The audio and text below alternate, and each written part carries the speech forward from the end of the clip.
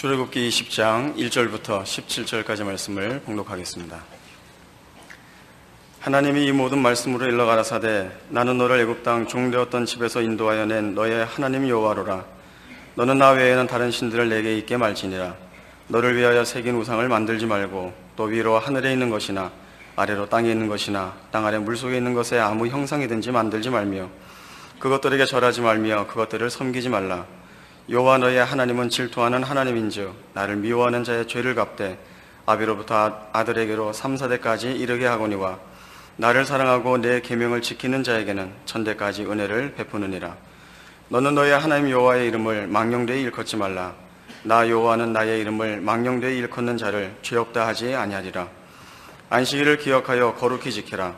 엿새 동안을 힘써 내 모든 일을 행할 것이나 제7일은 너의 하나님 여호와의 안식일인즉 너나 내 아들이나 내 딸이나 내 남종이나 내 여종이나 내 육충이나 내 문 안에 유하는 객이라도 아무 일도 하지 말라. 이는 엿새 동안에 나 여호와가 하늘과 땅과 바다와 그 가운데 모든 것을 만들고 제7일에 쉬었음이라. 그러므로 나 여호와가 안식일을 복되게 하여 그날을 거룩하게 하였느니라. 내 부모를 공경하라. 그리하면 너의 하나님 나 여호와가 내게 준 땅에서 내 생명이 길리라. 살인하지 말지니라. 간음하지 말지니라. 도적질하지 말지니라. 내 이웃에 대하여 거짓 증거하지 말지니라. 내 이웃의 집을 탐내지 말지니라. 내 이웃의 아내나 그의 남종이나 그의 여종이나 그의 소나 그의 낙이나 물은 내 이웃의 소유를 탐내지 말지니라. 오늘 이 출애굽기 20장에는 그 유명한 십계명이 선포되고 있습니다.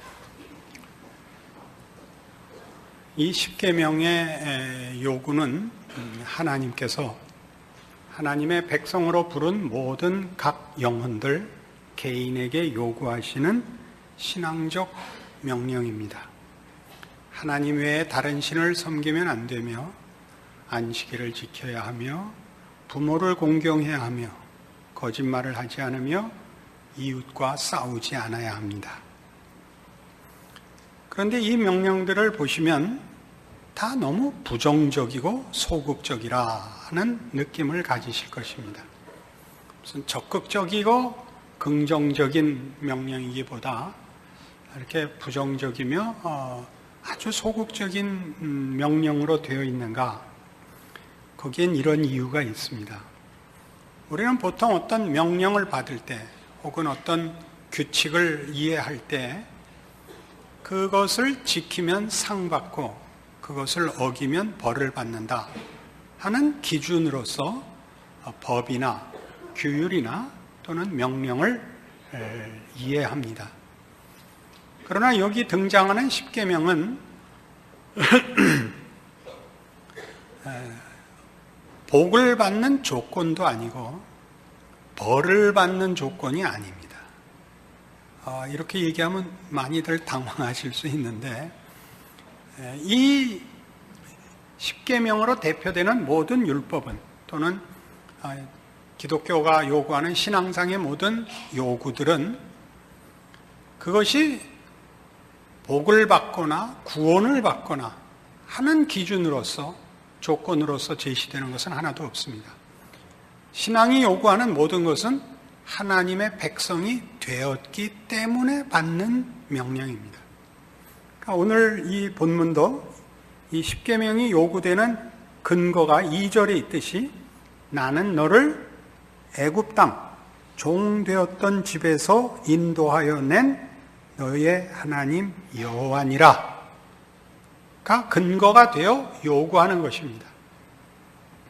그러니까 이 요구들은 다 이렇게 하면 복 받고 이렇게 하면 벌 받는 기준이 아니라 하나님과 우리가 지금 신약 시대에 와서 더 분명히 확인하는 바와 같이 하나님은 우리 아버지시고 우리는 그의 자녀이기 때문에 법적인 관계가 아니라 무엇으로도 떼어놓을 수 없는 우리 세상적인 현실에서 이해하자면 혈육의 관계와 같기 때문에 아니 그 이상의 관계이기 때문에 요구하는 것입니다. 우리가 우리 자녀들에게 무슨 요구를 하거나 꾸중을 하거나 심지어 매를 들며 그 험한 경고를 할 때에도 그것이 사실 조건은 아닙니다. 자녀가 되는 조건, 자녀라는 관계에서 잘려나가는 조건은 없습니다. 너 이번 시험에서 몇 등 이내에 들지 못하면 내다 버린다. 이건 잘 하라는 뜻이지, 그래서 정말 내다 버리는 사람은 없습니다. 이 십계명은, 아니 이것으로 대표되는 모든 율법들은, 또는 더 넓게 신앙의 모든 요구들은 이제 우리가 하나님의 자녀가 되었기 때문에 요구되는 것들입니다. 이러한 사실은 이 십계명에 등장하는 어떤 명령도, 그 계명도 그것을 어겼을 때는 이런 벌을 받는다라는 사법적 판단이 없습니다. 이것은 순전히 하나님이 우리 아버지이기 때문에 요구하는, 즉 그의 자녀라는 고급한 지위와 신분과 명예로 인하여 받는 명령이며, 그런 차원에서 이 요구들은 우리가 누구인가, 이 명령이 얼마나 명예로운 특권인가 하는 사실을 일깨워 주는 것입니다. 그러니까 이 십계명을 지켜야 하는, 혹은 더 넓게 율법을 지켜야 하는 이유는 그것이 강제력을 가지며 그것을 어겼을 때 얼마나 심한 벌을 받는가라는 것으로 동기가 부여되는 것이 아니고, 그가 나의 하나님이시고 내가 그의 사랑을 입은 자녀며 하나님이 나를 위하여 그의 아들을 아끼지 않는 분이라는 내적 동기에 의해서 이 순종이 요구되는 것입니다. 이 사실을 알아야만 우리는 사실은 신앙생활과 신앙으로 요구되는 모든 우리로서는 감당하기 힘들어 보이는 원수를 사랑하라, 악으로 악을 갚지 마라, 오른편 뺨을 때리면 왼편 뺨을 대라 라는 말들을 이해할 수 있게 되는 것입니다. 이런 일들은 지금 우리가 출애굽기를 읽을 때 이 제목 때문에 오해가 일어나는 것이 아닌가 싶기도 합니다. 출애굽기잖아요. 애굽에서부터 나오는 사건, 10가지 재앙을 베풀어 종되었던 바로의 손에서 이스라엘 백성을 꺼내는 기적, 홍해를 갈라 그의 백성을 살려내는 하나님의 개입, 만나를 먹이시며 반석에서 물을 내시며 메추라기를 먹이시며, 이제 장차 등장합니다만 불기둥과 구름기둥으로 인도하시는 하나님의 기적들을 우리는 더 큰 출애굽기의 초점으로 자꾸 보게 되는 것입니다. 그러나 출애굽기의 진정한 초점은 이 시내산 언약인 것입니다. 시내산 언약이라는 것은 하나님이 죄악 중에 허덕이는 우리 인류를 하나님께서 애초에 계획하시고 의도하시고 목적하신, 창조 때 허락하신 복과 목적을 이루기 위하여 우리를 죄와 사망으로부터 구원하시며 회복하사 하나님의 백성으로서 그 창조의 목적과 내용대로 우리를 살게 하시려고 거기서 불러내시고 시내산 앞에 세워 하나님의 백성다운 명예로운 내용과 삶의 지표를 주셨다 하는 데 초점이 있는 것입니다. 아마 이런 것과 비슷하겠죠. 여러분 그 벤허라는 영화를 대부분 보셨을 텐데, 그 영화에서 여러분이 가장 감동받은 장면이 무엇이냐 이렇게 제가 묻는다면 여러분들 마음에 대부분은 전차경주죠. 그죠? 전차경주야말로 백미라고 할 수 있죠. 참 멋지죠. 또 어떤 이들은 그 노예선의 노예들의 참상, 이것을 얘기하는 사람들도 있습니다. 그러나 사실 베노의 초점은 뭐냐 하면 이 억울함으로 인하여 복수심과 증오로 가득 찼던 베노의 변화거든요. 예수로 말미암아 변화되는 베노의 그 변화와 기독교 신앙의 참다운 힘을 증거하는 데 초점을 가진 것입니다. 그래서 사실 전차경주는 그것 자체로는 볼거리며 재미있지만 그걸로 사건에 아무런 해결에 도움을 주지 않죠. 메살라는 이제 죽게 돼서 빨리 시간을 다퉈서 다리를 잘라야 된다. 안 자르면 죽는다. 놔둬라. 나는 죽어도 좋다. 나는 베노에게 마지막 복수의 말을 해야 된다. 봐라, 왔다. 그 이제 찰턴 헤스턴이 들어오죠. 본명이죠, 베노의.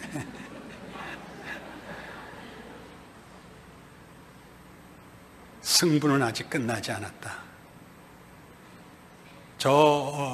밖에 나환자촌에 가봐라. 내 어머니와 내 여동생이 거기 있느니라. 죽으면서까지 악질 노릇을 다 하고 죽죠. 그래서 이겼으나 베노는 아무런 해답을 찾지도 못하고 만족도 찾지 못합니다. 그 어머니와 동생이 거기 있는 걸 보고 돌아와서 어쩔 줄을 모르죠. 이제는 메살라도 죽어버렸으니까 어디다 화풀이 할 데도 없죠. 만족은 없고 해결은 되지 않고 어찌할 바를 모르고 아내가 아무리 달래도 돌이키질 않습니다. 거기에 이제 베너라는 영화의 가장 중요한 장면과 대사가 나오죠. 당신이 메살라 같아요. 가물가물하시죠? 그 이유는 동시상영을 보셔서 그래요. 그럼 이 영화에서 나온 건지 저 영화에서 나온 건지 한 번에 하나씩 보세요. 당신이 메살라 같아요. 그의 마음에서 칼을 뺏을 방법이 없습니다. 베너가 드디어 앙심을 먹고 찾아가서 어머니와 여동생을 데리고 나오죠. 마침 예수님이 돌아가시던 날입니다. 십자가를 메고 골고다로 가는 길을 뒤쫓아가죠. 찾아갔다 와서 뭐라 그래요? 그가 아버지여 저들을 사하소서 저들이 자기가 하는 일을 알지 못하나이다 라는 말에 내가 내 마음에서 칼을 버렸노라. 이게 베너라는 영화를 만들고 결론으로 인도한 초점입니다. 다 전차경주의 얘기만 하고 있으면 베너는 못 만난 겁니다. 그게 지금 출애굽기 얘기입니다. 어떤 기적과 어떤 그 놀라움 속에 구원을 얻었느냐가 아니라 구원하여 회복시킨 하나님의 백성은 어떤 존재이며 하나님이 무엇을 목적하고 계시는가? 여기가 초점입니다. 여러분 모두 이 자리에 나와 이렇게 주의를 지키고 예배를 보면 여러분은 다 하나님의 백성이며 구약식으로 표현하자면 시내산 앞에 모인 자들이요, 우리 신약적으로 얘기하면 십자가 앞에 선 자들입니다.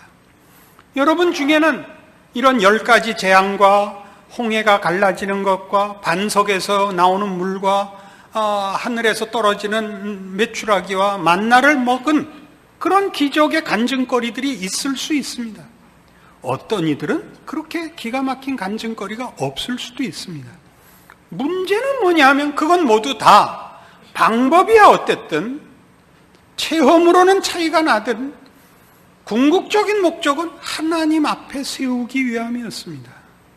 우리는 어떤 기적 속에 여기 왔느냐가 아니라 우리가 여기 왔다는 사실을 기억해야 하고 시내산 앞에 섰으면 십자가 앞에 섰으면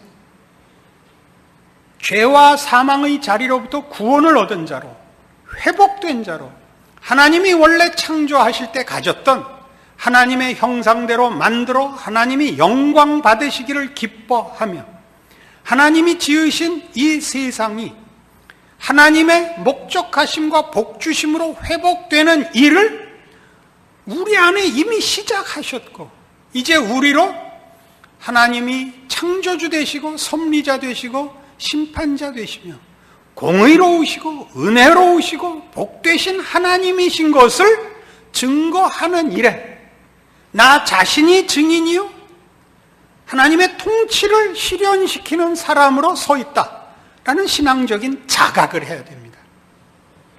그러니까 우리의 신앙의 자각은 여기에 등장하는 것 같이 우리는 이 회복된 자 하나님의 창조의 원래의 목적과 내용으로 회복된 자, 우리 다른 표현으로 구원을 받은 자로서 나라는 존재의 가치와 우리 함께 예수 믿는 신앙 공동체의 가치를 이해하는 것이어야 합니다.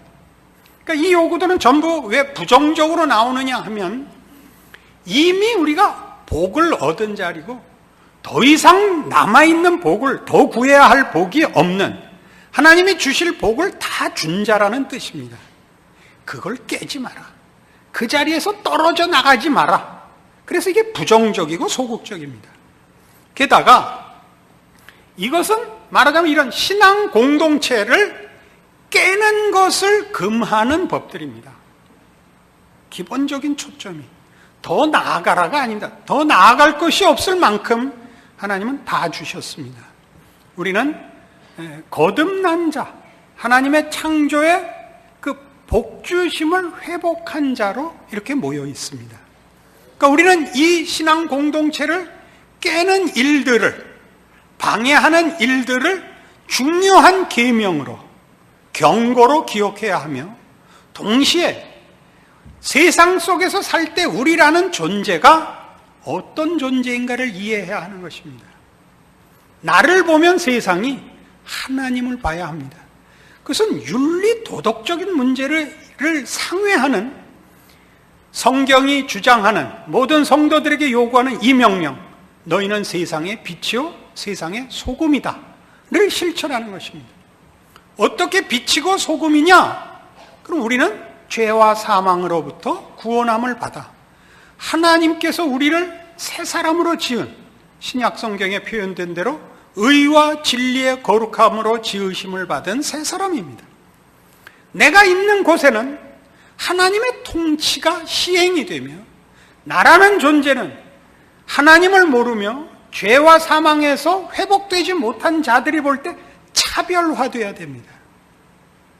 하나님이 원래 지은 사람의 정당한 인격과 반응과 실천이 있어야 됩니다. 이런 차원에서 오해 없이 들으십시오. 이런 차원에서 비교를 하려고 하는 겁니다. 여러분의 직장에서 신우회 만드는 것은 조심해야 됩니다. 신우회를 만든다는 것은 신자들이 가지는 열심이요, 신앙을 증언하려는 열심으로서 얼마든지 가치 있는 일입니다. 그러나 아직도 어느 시대나 그랬겠습니다마는 한국 교회는 이 구원이라는 것을 원색적이고 그리고 굉장히 협소하게 이해를 하고 있습니다. 그러니까 신우회의 가치도 우린 예수 믿는다. 우리는 죽으면 천당 간다. 너희는 예수 안 믿는다. 너희는 죽으면 지옥 간다. 를 구별하는 것 외에는 그 가진 바, 구원 얻은 자가 행해야 하는 하나님께서 창조 질서를 회복하시며 그 일을 맡기신 자로서의 빛과 소금의 역할은 사실은 못하고 있습니다. 그러니까 뭐만 하느냐 하면 너희와 우리는 다르다만 하고 있죠. 그게 뭐냐면 시간을 내서 모여서 찬송 부르고 기도하고 지들끼리 쑥덕거리고 헤어지는 게 다란 말입니다. 너무 낮춰서 설명한 걸 용서하십시오. 이렇게 원색적인 구별, 믿는다 안 믿는다 이런 것보다 훨씬 크게 어떻게 달라야 되느냐 하면 예수를 믿는 자, 구원함을 얻은 자는 하나님을 아버지로 모신 자로서 그의 형상대로 지음을 받은 자로서 인간이 어떠해야 하는가를 보여야 됩니다. 뭘로 보이느냐? 여러분이 처한 정황, 위치, 존재로서 증명해야 됩니다. 여러분이 사회의 어떤 조직의 수장이십니까? 여러분들이 믿는 신앙을 부하 직원들에게 강요하지 마십시오. 여러분들이 어른을 모시고 밑에서 일하는 부하 직원입니까? 우리 신우회 만들게 해달라고 졸라가지고 우리 사장님을 예수 믿게 해주십시오 같은 걸로 눈물 흘리고 그러지 마십시오. 여러분은 일단 믿지 않는 사람과 인간 됨됨이에서 인격과 윤리와 상식과 경우와 진실함에서 달라야 되는 겁니다. 이해관계를 쫓지 않으며 자존심을 내세우지 않으며 오직 경쟁밖에 할 줄 모르는 나만을 위해서 사는 자가 아니라 내 위치, 내 자리에서 나는 하나님의 사람으로 사는 겁니다.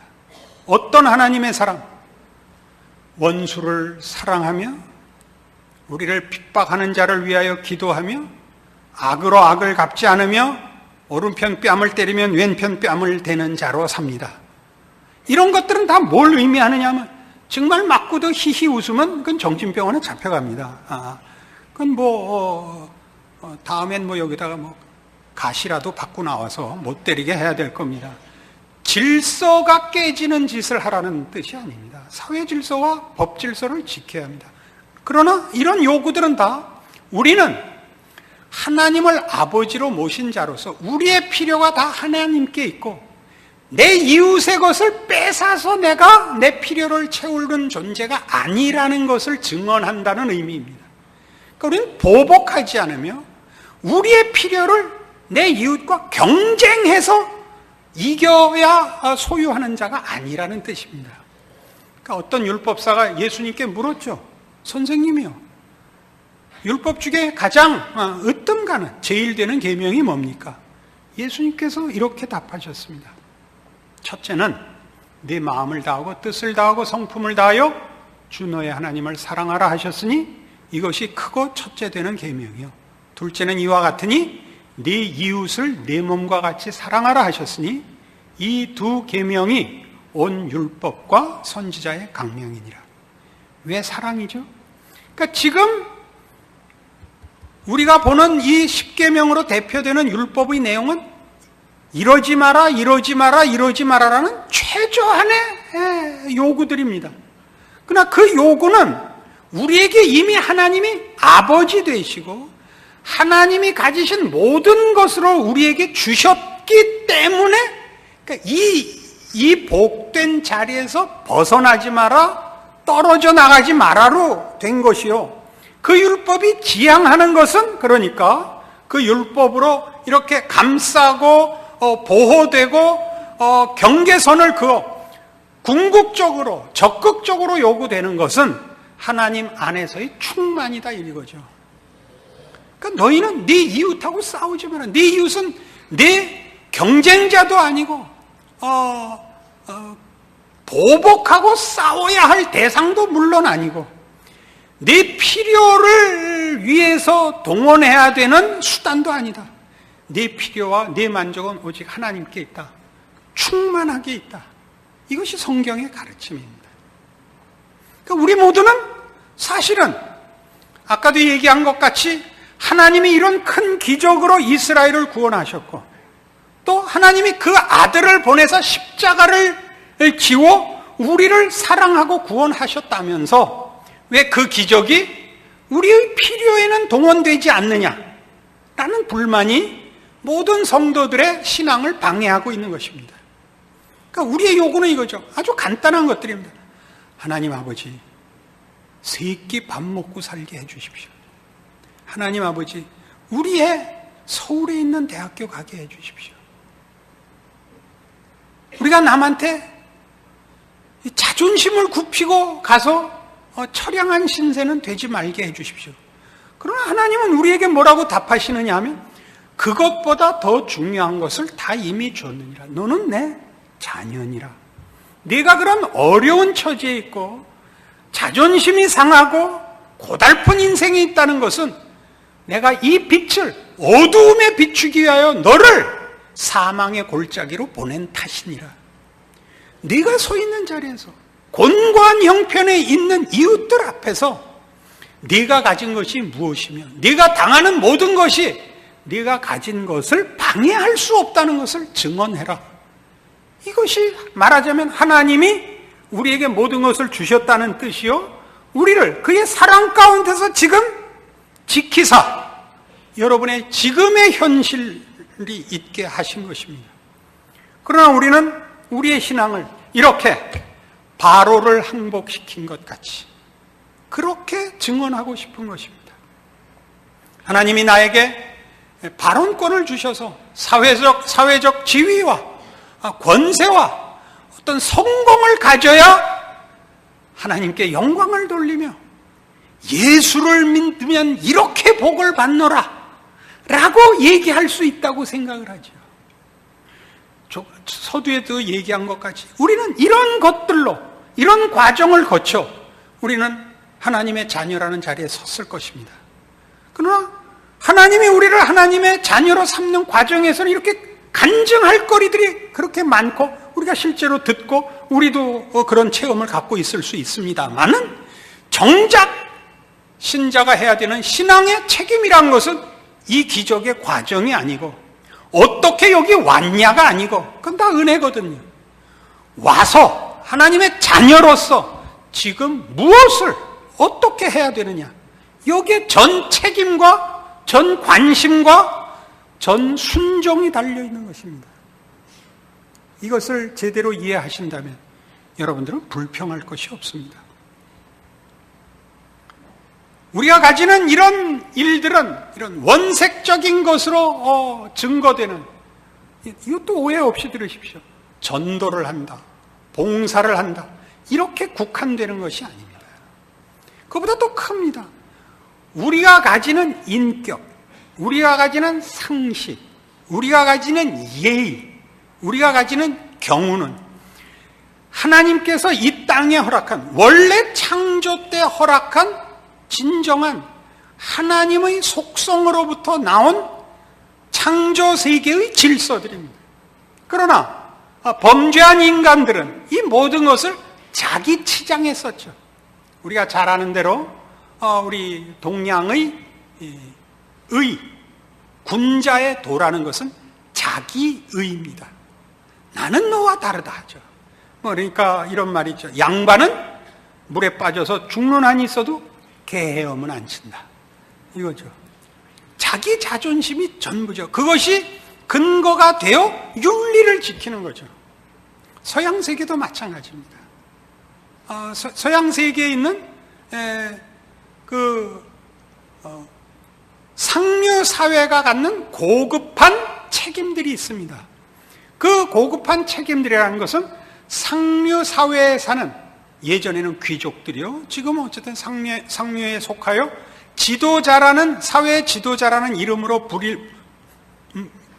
불림을 받는, 이 수동태가 참 어렵습니다. 불림을 받는 자들의 자부심을 지키는 자기 의지. 그러니까 결국 나는 너와 다르다, 나는 잘났다, 그러므로 나는 이런 일도 한다. 그러니까 그 동기이지, 신앙이 가지는 동기와는 전혀 다른 것입니다. 신앙이 갖는 동기는 사랑이며, 그 사랑은 하나님이 가지시는 속성의 가장 독특하고 대표되는 속성이며, 그렇게 그 사랑으로 이 세상을 지어 복되게 하셨고 선하게 지으셨고, 물론 우리는 그 창조물 중에 주인공이 되게 하셨습니다.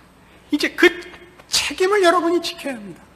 매일 뜨는 태양, 봄, 여름, 가을, 겨울, 아름다운 결실들, 이 모든 것이 하나님의 영광과 선을 증언하고 있습니다.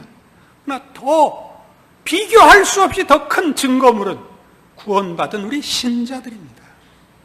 여러분들이 있음으로써 여러분들 주변에 이 사람은 다르다, 이 사람은 무슨 실력이 있고 무슨 윤리가 뛰어나고 이런 게 아니라 이 사람은 근본으로 다르다. 이 사람은 잘난 척하기 위해서 이러는 것이 아니다. 이 사람은 위선자가 아니다, 진심이다. 도대체 왜 이 사람은 나와 다르냐? 이렇게 여러분은 여러분의 존재와 삶으로서 여러분의 신앙을 증언해야 하는 것입니다. 거기에 여러분에게는 조건상 차별이 없습니다. 여러분이 이 하나님의 사람으로 사는 일에 여러분들이 부족한 환경과 조건을 가졌다고 생각한다면 여러분은 아직도 기독교가 세상적인 것으로 도움을 받을 수 있다고 생각하는 사람들입니다. 세상의 것들은 하나님이 만드신 것이요, 하나님이 주신 복으로 어떤 가치와 아름다움을 가지고 있지, 피조물인 어떤 것들도 스스로 아름다움과 영광과 가치와 의미를 창출해내는 것은 아닙니다. 여러분 자신도 여러분 자신의 실력과 환경과 조건과 지위가 어떠하든지 간에 여러분의 실력이나 지위나 혹 열심이나 혹 무슨 무엇이든지 간에 여러분으로부터 무엇이 나온다고 생각해서 불평하지 마시고 하나님의 사람으로 순종하며 하나님이 맡기신 자리에서 하나님을 아버지라 부르는 자녀라는 신분을 순종한다면 하나님은 여러분을 통하여 얼마든지 기적을 이루시며 여러분의 인생이 하나님의 자녀라는 이름으로 얼마나 기가 막힌 인생인가를 여러분 스스로 누리시게 될 것입니다. 이 복과 이 신앙의 책임을 다하는 여러분들의 신앙인으로 사는 인생이요 운명인 것 자랑하며 감사하며 사시기를 바랍니다. 기도하십시다. 하나님 아버지의 은혜를 감사합니다. 하나님이 우리 아버지시고 우리를 통하여 영광 받으시겠다 하셨으니 우리는 부족할 것이 없습니다. 저 다윗의 고백처럼 여호와는 나의 목자시니 우리에게는 부족할 것이 없습니다. 우리는 모든 것을 가진 자요 우리만이 세상의 빛이고 소금이며 우리만이 제사장입니다. 우리로 자신의 욕심을 채우던 자리로부터 구원함을 받았고 하나님의 자녀가 되었으니 내가 선 곳에 내가 존재하는 곳에 내가 당하는 직면하는 모든 삶의 정황 속에서 하나님의 손길이 되며 하나님의 사람이 되며 그리하여 하나님의 영광이 드러나는 복된 신자의 삶을 살도록 충성으로 순종으로 감사로 믿음으로 지켜주시옵소서. 예수님 이름으로 기도합니다. 아멘.